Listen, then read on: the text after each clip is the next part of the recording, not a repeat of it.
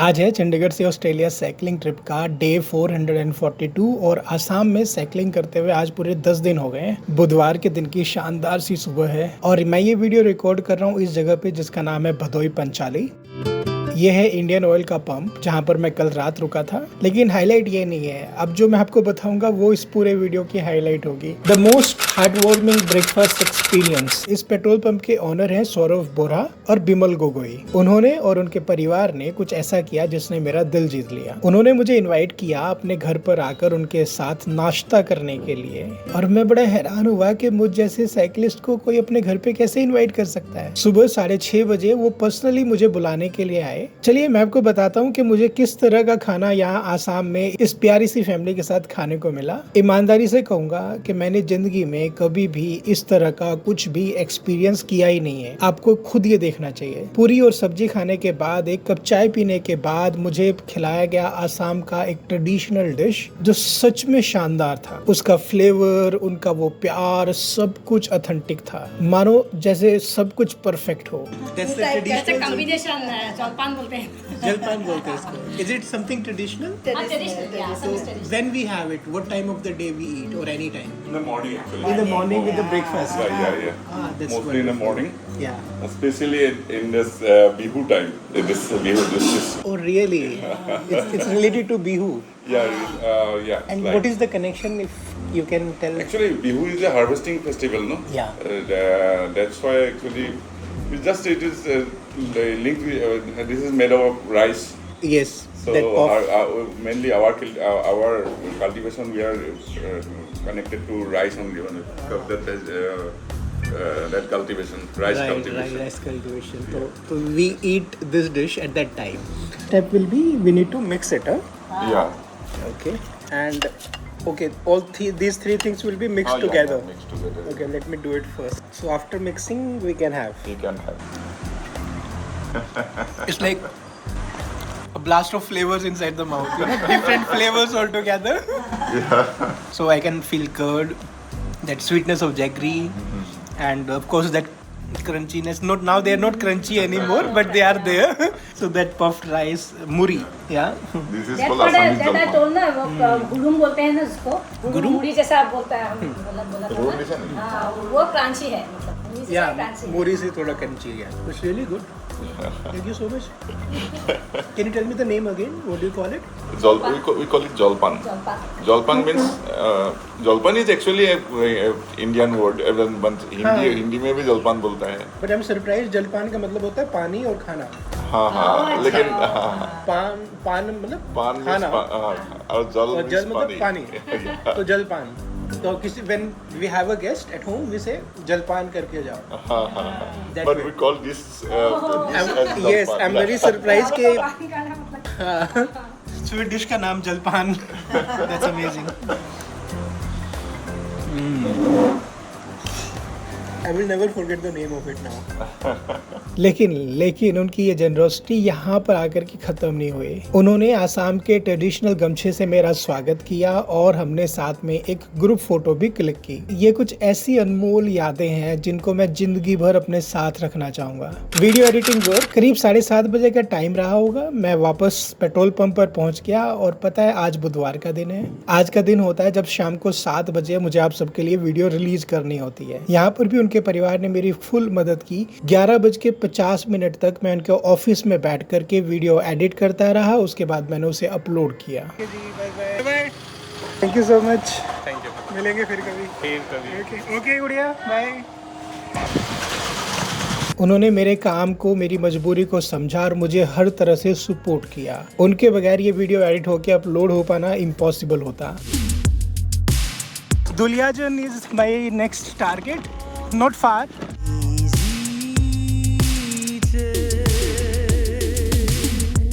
Afternoon heat on school children. दोपहर का time हो चला था। मैं देख रहा था कि जो स्कूल के बच्चे हैं वो अपने घर वापस आ रहे हैं। कुछ बच्चे साइकिल पे आ रहे थे, कुछ बच्चों को उनके पेरेंट्स ने आकर के स्कूल से पिक किया था। अपने हर तरफ सड़क पे आते जाते हुए मैं स्कूल के बच्चों को देख रहा था। जल्दी ही ये सड़क धूल और मिट्टी से भर गई और मैं आपको बताऊं, जब ये धूल और मिट्टी पसीने के साथ मिक्स होकर के इस तीखी धूप में आपके ऊपर पड़ती है ना, तो सब कुछ तबाह हो गया जैसा महसूस होता है। मैंने एक स्कूल को पार किया।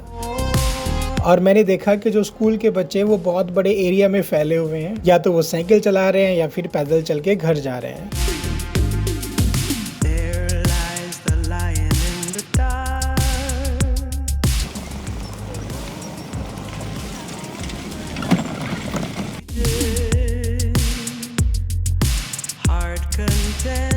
This sunlight. Hello.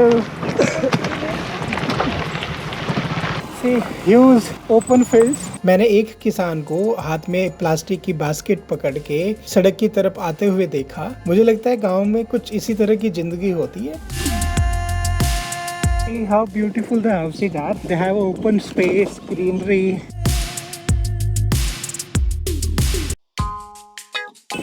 They must be enjoying life there, isn't it? जल्दी 1 बजे का टाइम हो गया। Can you see the water drops? They are dropping because of the extreme hot here in this area of Pasang.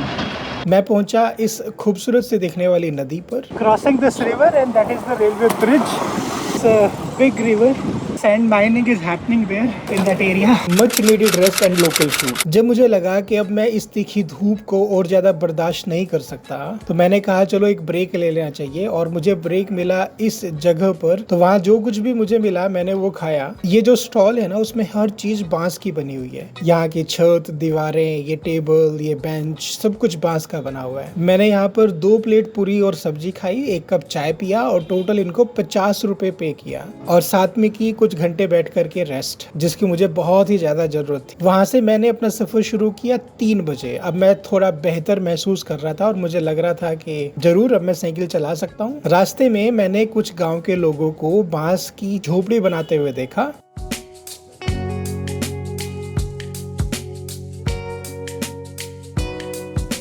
मुझे लगता है असम के लोगों की जिंदगी का बहुत बड़ा हिस्सा है जो बांस पूरा करता है।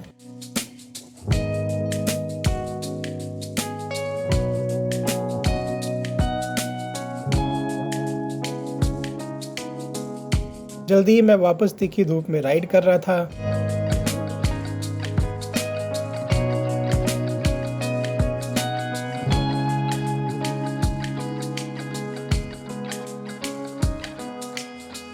A simple and big house made. Grow bamboo tree a lot. A pond and a house with ducks and goats. Strange invitation and kind gestures. और यही वो वक्त था जब कुछ अलग सा हुआ। मुझे इस बच्चे ने कोल्ड ड्रिंक पीने के लिए इनवाइट किया। मैं I'll come and pay. We are going to have something cold. It's very hot right now. इनका नाम मृदु है। तो जब मैं साइकिल पे उनके पीछे पीछे जा रहा था, अचानक वो मेरी आंखों से ओझल हो गई। जब मैं उनको नहीं ढूंढ पाया तो मैंने सोचा चलो मैं खुद ही जा करके कोल्ड ड्रिंक लेकर के पी लेता हूँ। तो मैंने 50 रुपए दे करके एक कोल्ड ड्रिंक खरीदी, और यही वो टाइम था जब अपनी स्कूटी पे मुझे ढूंढते ढूंढते वहाँ पर पहुंच गए। वो भी मेरे लिए एक 20 रुपए वाला कोल्ड ड्रिंक लेकर के आए थे। मुझे आप दिखे नहीं ना, कहाँ थे आप? अच्छा, पीछे आपका स्कूटी खड़ा था वो, मैं पहचान नहीं पाया। आई थॉट कोई और है।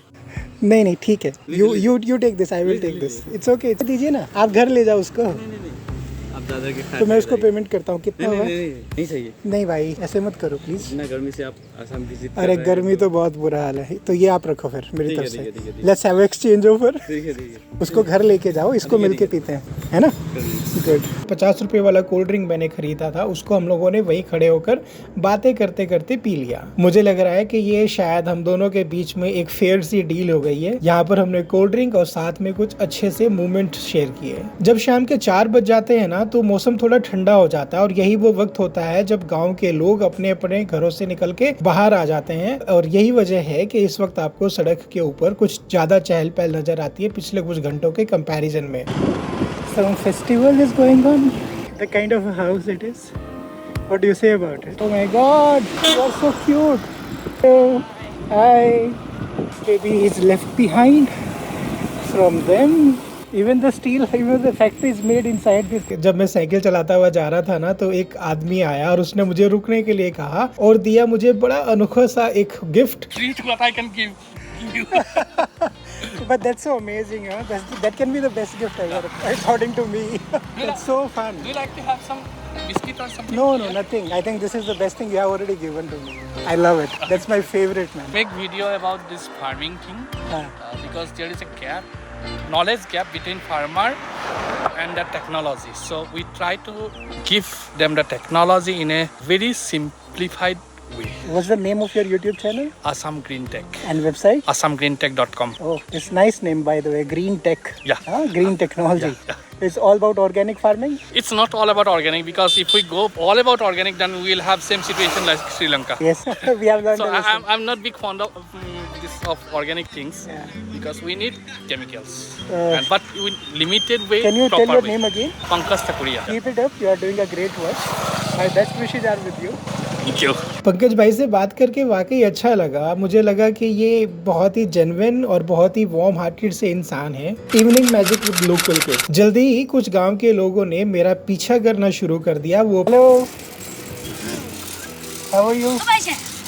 हाँ, चंडीगढ़ आए। Okay, very good, nice bicycle. Panther, panther is the name, हाँ?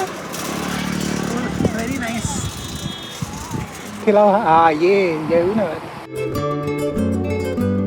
मैं एक ऐसी लोकेलिटी को पार कर रहा था जिसमें बहुत सारे लड़के लड़कियां घर के बाहर खेल रहे थे। सच कहूं, इन बच्चों के चेहरे पे जो मुस्कुराहट थी, जो शांति थी, वो इन्फेक्शियस थी। शाम का ढलता हुआ सूरज सच में बहुत ही हसीन लग रहा था, क्योंकि शाम के इस वक्त में आकर के उसके रंग सुनहरे हो जाते हैं। और आसाम का ये जो शाम का टाइम होता है, ये जादुई सा है।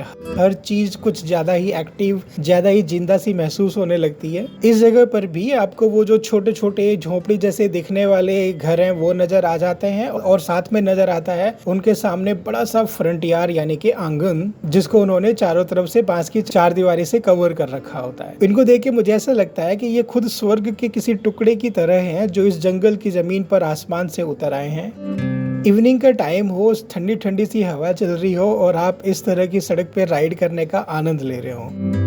The most beautiful scene of the day। यह वो टाइम था जब मैंने पूरे दिन की जर्नी के सबसे शानदार से नज़ारे को देखा। Water and then a hut। Isn't it great? I am loving this place, man। आज मैं गांव की छोटी छोटी सी सड़कों के बीच में कई गांव को पार करता हुआ राइड कर रहा हूं। यहाँ पर आपको आसाम के जो ऑथेंटिक गांव हैं वो दिखेंगे और लोगों की जिंदगी के रूटीन के नज़ारे दिखेंगे। गांव के एक लोकल आदमी ने मुझे रोका। हाँ जी, चंडीगढ़। चंडीगढ़ या हाँ, फॉर योर रीजन। और मुझे एक शानदार सा ऑफर दिया कि मैं आकर के उनकी फैमिली के साथ वहाँ पर रुक जाऊँ। उनका ये आमंत्रण सच में अनोखा था, लेकिन क्योंकि मुझे लग रहा था कि आज मैंने देर से साइकिलिंग शुरू की है और मैं थोड़ी और दूरी तय करना चाह रहा था, तो मैंने बड़े प्रेम पूर्वक उनके इस निमंत्रण को स्वीकार किया। Look at this house, it looks great, I am liking it. Okay, taking a right turn from here.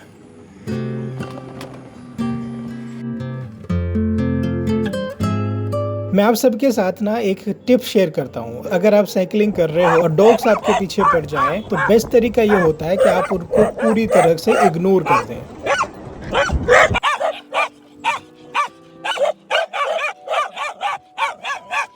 क्योंकि जितना आप इनको अटेंशन दोगे, उतनी ही वो ज़्यादा उत्साहित होकर के आपके पीछे पीछे और दूर तक दौड़ेंगे। मैंने कुछ अजीब सा देखा। Very nice, very good idea.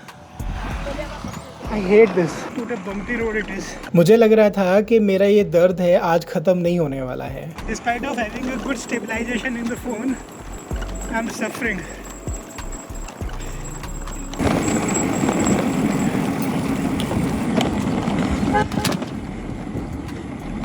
Finding evening shelter. जल्द ही शाम के 6 बज गए। So the lights in the houses and the shops, they are on. Vehicles lights are on. और मैं पहुंचा इस जंक्शन पर। गनीमत ये थी कि ये जो ढहके वाली सड़क थी ईंटों की बनी हुई, वो यहाँ आकर के खत्म हो गई थी। Tricolour flag is looking really nice. किस्मत थी मेरी कि पंप खुला हुआ मिल गया और उन्होंने मुझे वहाँ पर रुकने की परमिशन भी दे दी। ये जो जगह है जहाँ पर मैं पहुंचा, उसका नाम है लेंगरी, LENGERI। दिन में कितना किलोमीटर चल लेता हूँ? 80, 100, 1800, 80 या 100। तो आपका जो खर्चा लगता है वो? ये BPCL का पेट्रोल पंप है जिसको राजस्थान का कोई पर्सन है वो चलाता है। रात को 9 बजे तक मैं वहीं पेट्रोल पंप पे बाहर ओपन में बैठा रहा और सहन करता रहा हजारों की संख्या में मच्छरों को, लेकिन उन लोगों के साथ बैठकर बातें करने में मजा भी आ रहा था। जब उन्होंने पेट्रोल पंप को बंद किया और मुझे कहा कि चलो आओ साथ में खाना खा लेते हैं, तो मैं उनके रूम पर गया, साथ में बैठ के हमने खाना खाया। उस रात उन्होंने मुझे कहा कि आपको टेंट लगाने की जरूरत नहीं है, आप हमारे साथ हमारे कमरे में ही सो जाओ, क्योंकि आज वहाँ पर स्टाफ के कुछ लोग थे जो छुट्टी पर थे, उनके पास एक्स्ट्रा बेडिंग अवेलेबल थी। मैंने अपने साइकिल को सुरक्षित रूप से एक स्टोर रूम में रख दिया और जाकर के उनके वहाँ पर उनके साथ सो गया, और इस तरह से जाकर के मेरे आज के दिन का अंत हुआ। आज मैंने क्या सीखा? आज मैंने महसूस किया जो घर होता है ना, वो एक जगह का नाम नहीं होता, ये उन लोगों से बनता है जिनको आप परिवार कहते हो। तो सौरभ दादा से स्टार्ट करके बिमल, जहाँ पर मुझे उन्होंने अपने घर पे इनवाइट किया और ब्रेकफास्ट कराया, उनका वो आओ भगत, उसको देख करके मैंने सीखा है कि आसाम सिर्फ आने वाले लोगों को वेलकम ही नहीं करता, ये उनको अडॉप्ट करता है और अपने व्यवहार से उनका दिल जीत लेता है। आशा करता हूँ कि आपको मेरा ये आज का एक्सपीरियंस पसंद आया होगा। अगर आप भी मेरे इस सफर पे मेरा साथी बनना चाहते हैं तो इस चैनल साइकिलिंग बीस्ट को जल्दी से सब्सक्राइब कर दीजिए और बेल आइकन दबा दीजिए। साथ में वीडियो को लाइक करके जरूर जाना, और आजकल एक हाइप का ऑप्शन आता है वो भी क्लिक करके जाना।